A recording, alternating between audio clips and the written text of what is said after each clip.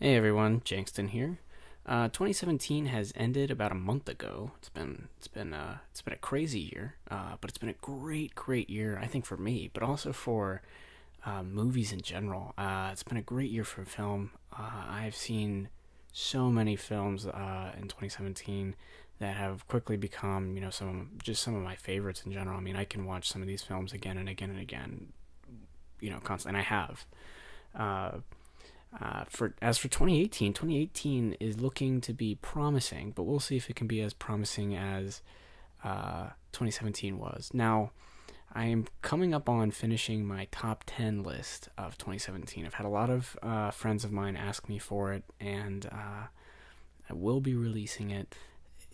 Just a lot of those awards movies aren't really released to the wider public. They aren't given really a big wide release or distribution until the first couple months of the new year. So I usually give myself until at least the first week of February to really try to finalize my list.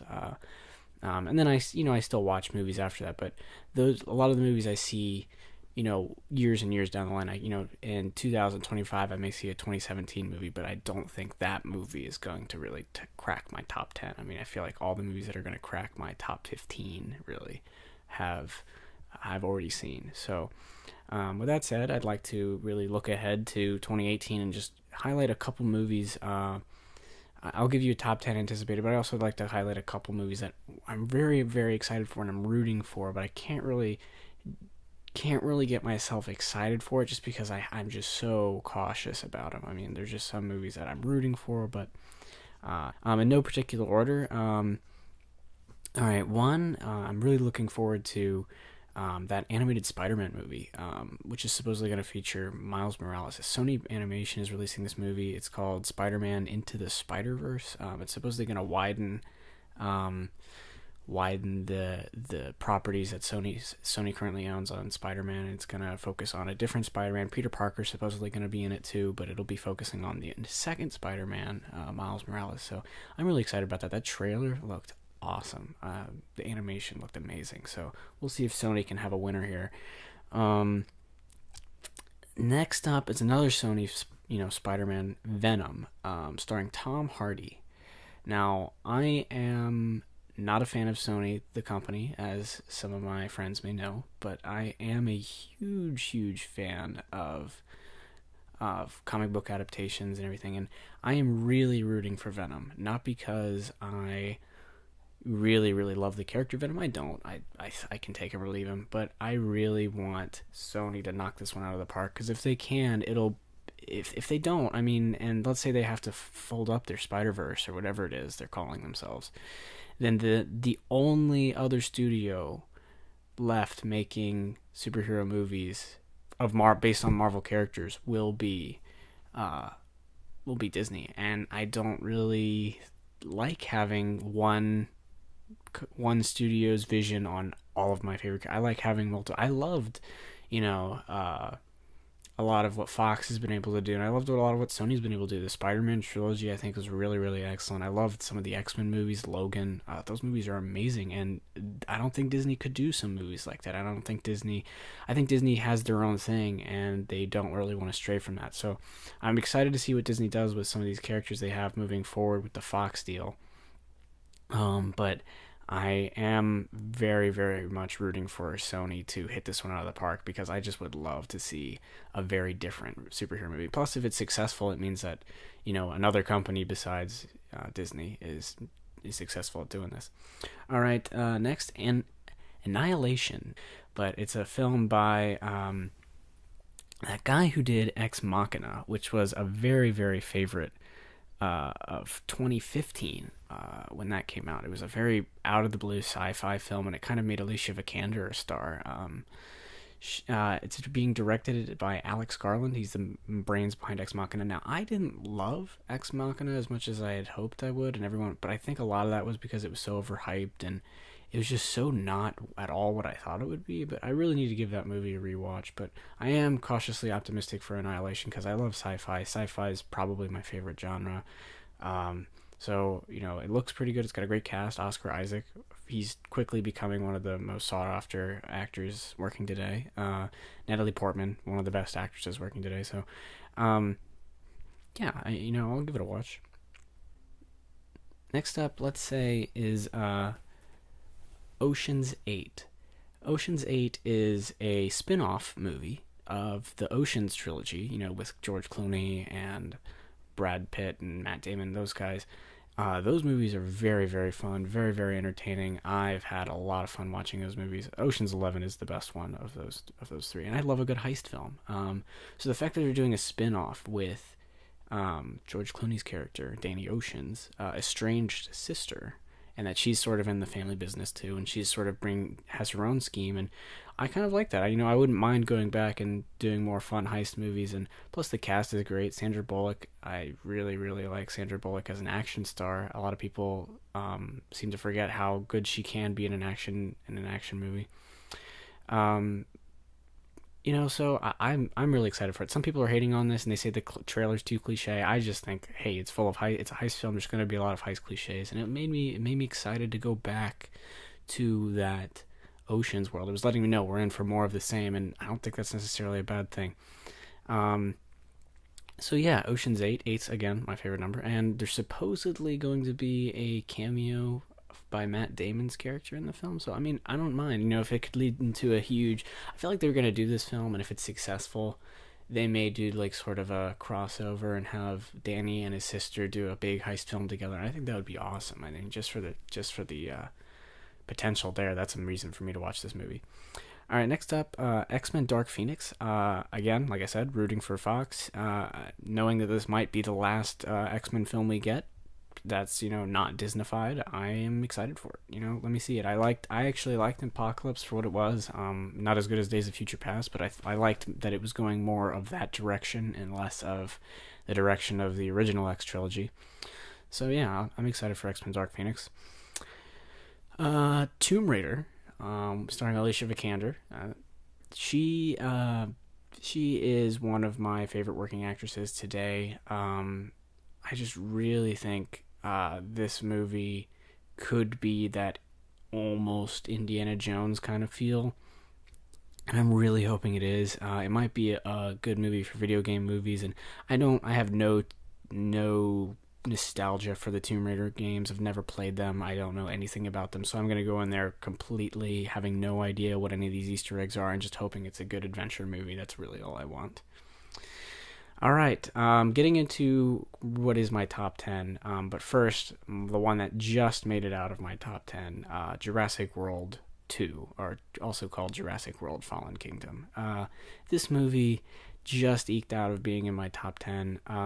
There's just too many things I'm so worried about for this film. I mean, I can't really get as excited for it just when the trailer looks cliche and it doesn't look that great and it looks like generic dinosaurs movie. And look, I'll be honest with you, not all the Jurassic Park movies are great. I have little to no nostalgia for that franchise because I watched the first Jurassic Park, and I think when I turned 14, I finally watched like all of them. I mean, it was not. I have no nostalgia for those. From like, oh, this is a movie I have as a kid, so I always watch them for the entertainment value, and I think all those films, even the bad ones, are entertaining in one way or another. I mean, I can watch those even today and say, oh yeah, I got something out of it. I was entertained for this scene or this scene. But I am looking forward to it and hope it adds on to that franchise and is a worthy successor, but not that excited for it. As excited anyway. I'm not as excited. I'm not as optimistic for it. Let's put it that way. All right. Now for the top 10. Number 10. 1517 to Paris. This is Clint Eastwood's latest film. He is one of the best directors working today, I think. There's just no doubt about it. He's just prolific. He's legendary. I mean, he's Clint Eastwood. I've actually really liked some of his latest films. I haven't seen all of Sully, but what I saw of it, I really enjoyed. I really love Jersey Boys. A lot of people give that movie a lot of flack, but I saw it again quite recently, and I love that movie.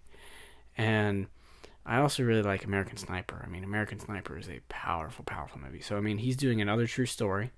It's not a Broadway musical. It's based off of the true train attack in France. I think in Thales or Thalai. I don't know how you say that. Back in 2015, and the real guys that stop the attack are going to be playing themselves. And I mean, that's just a super risky kind of move for any director to make. So I'm excited to see what he does with that and if it pays off. I mean, that alone is curious and worth the price of a ticket. Like, oh, I wonder if he's going to be able to take some non-actors and have them be able to play themselves. I mean, they're playing themselves, so who knows? We'll see. Number 9, it'll have to be Wes Anderson's Isle of Dogs. I have not seen enough of Wes Anderson to really call myself a fan of his yet. I don't know. I'm not. But I've seen enough of his films to recognize his style and to appreciate his style and know that I will love Isle of Dogs, probably. I love Fantastic Mr. Fox is one of my favorite movies, and that was his last stop motion and first stop motion animated film. So I am excited for that. His last film was in 2014, so it's been 4 years since our last Wes Anderson movie. And that movie was The Grand Budapest Hotel, which is very, very popular. So I am very excited for Isle of Dogs. I love stop motion. I love animation. So I'm hoping he brings some more of his quirky humor to this story. The trailer looks really entertaining. So I think I'll be getting some laughs out of that. Number 8, and some people might be surprised this is so low on my list, but The Incredibles 2. I love Brad Bird. He's one of my favorite directors working today. He didn't knock the last movie he made, Tomorrowland, out of the park, and that was really his first misfire. I enjoyed most of it, but it was still kind of an all over the place movie. Didn't really know what demographic it wanted to hit. It really didn't know what age group it wanted. I mean, it was just all over the place. So, Incredibles 2, I think it might be there's just too many. It's just been, I think, so long since the last Incredibles movie. I just do not want this movie to be another Finding Dory, and I did not like Finding Dory almost at all. I really don't like that movie, and I just don't want The Incredibles 2 to be trying to overcompensate, and it came at sort of the resurgence of the superhero movie back in 2004. The first one did, and I think that the second one, I think we're at a point where now we're exhausted with superhero movies, so it's got a real big challenge ahead of itself, and it'll make a ton of money. People will probably critically love it, and I don't know if I personally will love it, so that's why it's so low on my list. Number 7. This movie, so far we've seen nothing from it, not even an image, but we know it is happening. It's called First Man. It's a biopic about the life of Neil Armstrong, and that alone excites me because, again, I love science fiction, but I also love science fact, and I love movies about going to the moon. I love that stuff. So, but what excites me even more is that it's being directed by Damien Chazelle, and Damien Chazelle is quickly becoming one of my favorite directors working today. He's not there yet, but Damien Chazelle, he's directed 2 movies, both having to do with jazz. Whiplash, one of my favorite movies, and La La Land, one of the best directed movies I've seen in a while. La La Land is a really well directed film. First Man is a non-musical. Unless he makes a musical about it, starring Ryan Gosling, and I think Ryan Gosling is someone I give a lot of props to recently because he's a guy that knows how to pick his projects. Maybe his agent does, whoever it is, but he's been picking his projects really well lately. I mean, really well. He's been offered a ton of big parts in big blockbuster movies, but he's turned a lot of them down, and picked the ones that are really out of left field. I mean, it's just crazy. So, First Man. I'm very excited for this movie. I cannot wait to see it. I'm sure it'll come out late in 2018, near closer to award season. So, but look for that next year on my top 2018, list, because I have a feeling it'll be there. Number 6, again, people might be surprised it's really low, but Avengers: Infinity War. I really, really love superhero movies, and I really, really like the Marvel movies. But I'll be honest with you, I'm getting really tired of them. Thor Ragnarok was a huge surprise to me. It really rejuvenated my interest in this franchise. I mean, before I was just kind of seeing them like, maybe I'll like it. Maybe I'll get some laugh out of it. Maybe I'll enjoy it. And it's more curiosity. Now I'm actually interested in this franchise again. And I really doubt, though, that Infinity War is going to be able to provide any kind of entertainment that it has a lot to do. But 10 years. It's been 10 years of leading up to this very movie. I mean, this movie from 2008 to 2018, since the very first Iron Man and the hint of the Thanos at the end of the first Avengers and the hints of all these infinity gems or stones or whatever you want to call them. And it's just 18 movies, 10 years.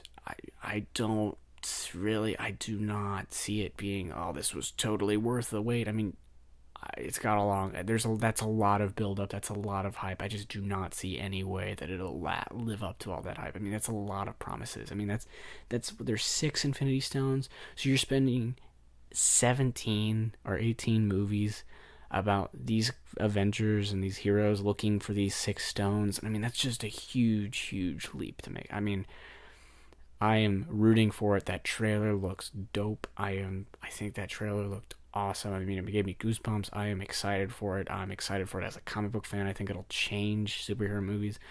But whether or not it's worth it, I think will dictate how long superhero movies stay with us. I think superhero movies are close to an end, and I think that movie is very close to that movie is very close to dictating all the terms. Number 5, top 5. Here we are. We have the very unexpected surprise for me back in 2015. I was very excited for this movie, but I became very hesitant when I heard Edgar Wright left the project. But I still loved. It's my favorite MCU film. It's Ant-Man. I loved Ant-Man. So of course I am so excited for Ant-Man and the Wasp. I mean, that's the sequel. They're bringing in the Wasp. It's more of the same. They're bringing back, Scott and Hank and Michael Pena's character, Luis. I mean, I cannot wait for this movie. I think that the fact that they were able to turn Ant-Man into a film at all is awesome, and I cannot wait to see the sequel. Yeah, I'm more excited for it for Avengers Infinity War. I mean, at least I know I'll be getting more of what I liked, so I loved Ant-Man. I know I'll be getting at least more of that in Ant-Man 2, so, yeah, sign me up for that immediately. Number 4.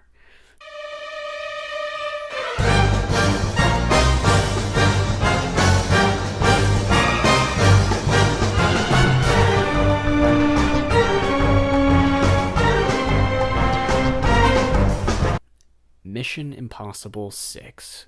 Mission Impossible 6, if it even gets released this year, I mean, Tom Cruise keeps getting injured on the set doing all these stunts.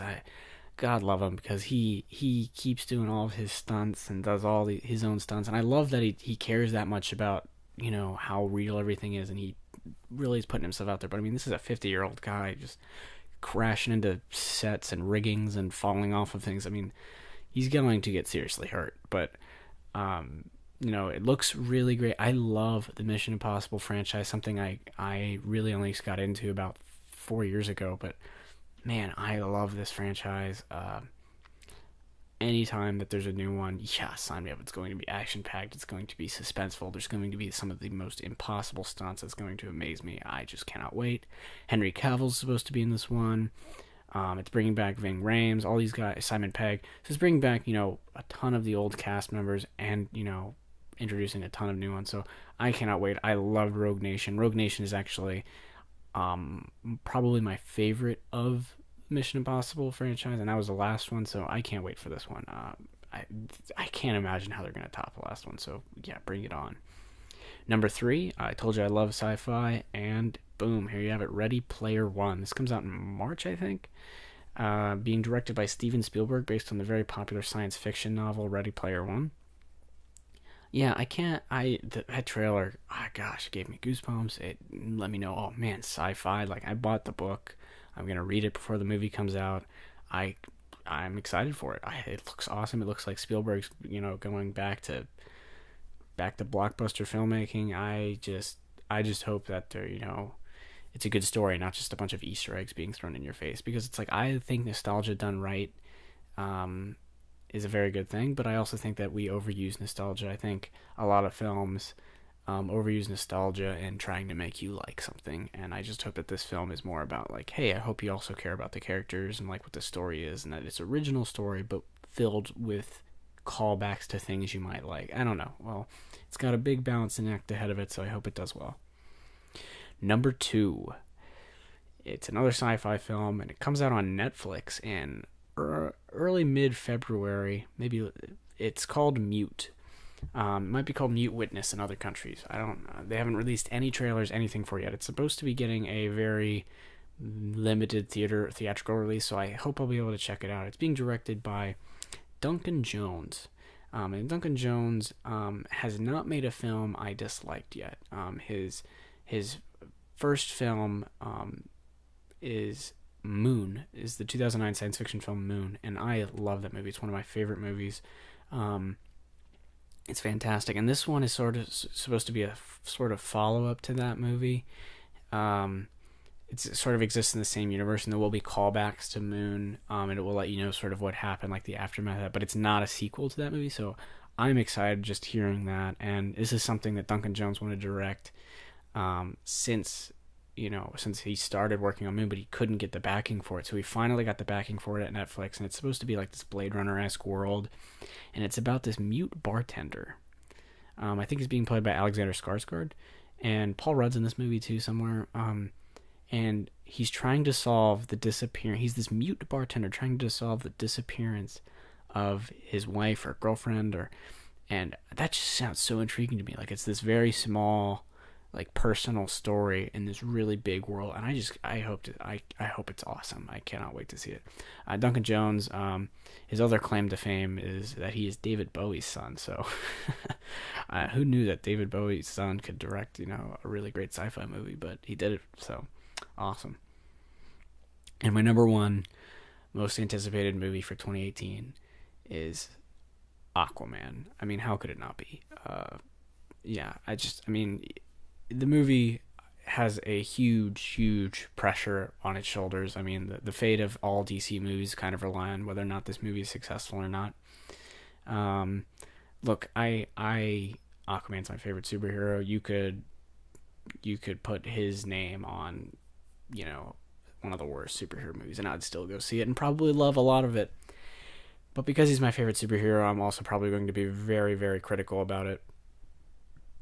And because I'm pretty critical about it, it's got a hard job to try to, like, absolutely please me. Like, I'm a perfectionist when it comes to him. He's my favorite superhero. Like, he has to be a certain way. And it's like, look, no, I'm not going to be pleased. Like, I love Justice League, but Aquaman actually wasn't my favorite character in Justice League. I loved that he was there, but I just found other things to like in a movie that was so big. So, yeah, I'm so excited for it. I actually really like Jason Momoa's portrayal of him.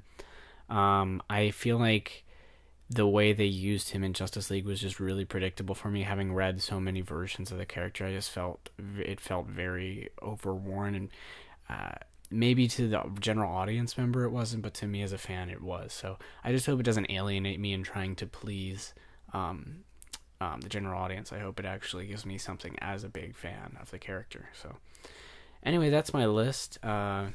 If there's any thoughts, I don't. It's a pretty diverse list. I think it's got 2 animated films. It's got 3 superhero films. I'll give you that. It's got a couple biopics, 2 sci-fi films. But hey, a lot of the best films aren't really released until, and no one knows what they are. I mean, some of the smallest films. I mean, when I release my top 10 list, you probably will have never heard of a couple of films in that list.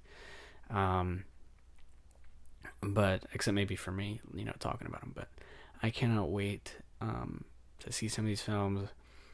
With that said, I'm gonna start, getting back to working on 2017 films. I still got about, I don't know, maybe 15 movies I really have to see before I can say that my top 10 is really finalized. Like, there's a bunch of movies I think that could easily crack my top 10, and that list went from, there's 50 movies that could crack your top 10 to, now there's about 15. So I'm going to be posting sort of a bi-monthly podcast episode just narrowing down some specific films I think people should watch, and from different genres, from different decades. But I'll specifically focus on films out right now and things that are a good time and what I thought about them.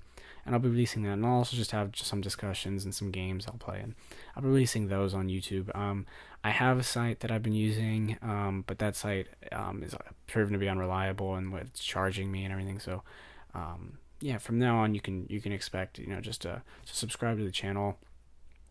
You can expect at least a couple videos a month. So this will be my one and only January video. You can expect my top 2017 films in early February, as well as my other episode will probably be my Oscar picks.